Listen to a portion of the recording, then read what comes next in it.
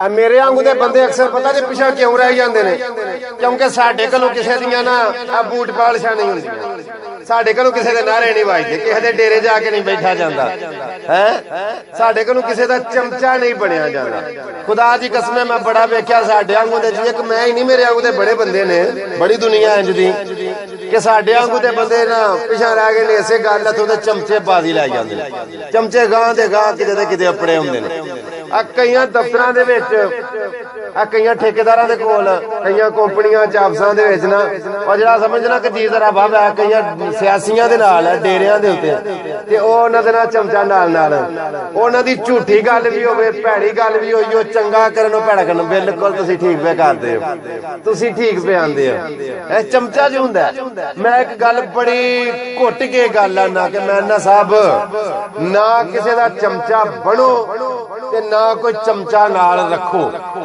नाल इस वास्ते ना रखो कि चमचा जेड़े भांडे दे विच भी हुंदा ना भावें देग दे विच होवे भावें प्लेट दे विच होवे चमचा भांडे नूं खाली कर छड्डदा ते आप चमचा इस वास्ते ना बनो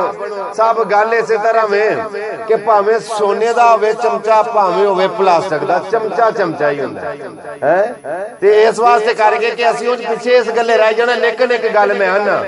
कि चमचे दी वैल्यू कोई बंदा अपनी जिंदगी जीवे ना भावें माड़ी जीवे भावें चंगी जीवे है वो एक जी सी जरा ना बाबा तो मैं होए तू चंगा भला भाई आदमी है जना बंदा ते की तू ओदे पिछे पूछल बनया फिरना है ओदे पिछे पिछे पिछे पिछे हर वेले आंदा घुमन साहब वड्डे लोग ने कोई कम शम करना हुंदा मैं गल सुन ओए लेवल दे बंदे नाल यारी रखिए तू सुनिया नहीं कि महंगी पैंदी है यारी अमीरां दी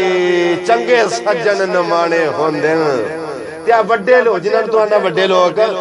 लोग अमरूद दे दाने आंगू विचों अक्सर काने हुंदे महंगी पैंदी है यारी अमीरां दी चंगे सज्जन नमाणे हुंदे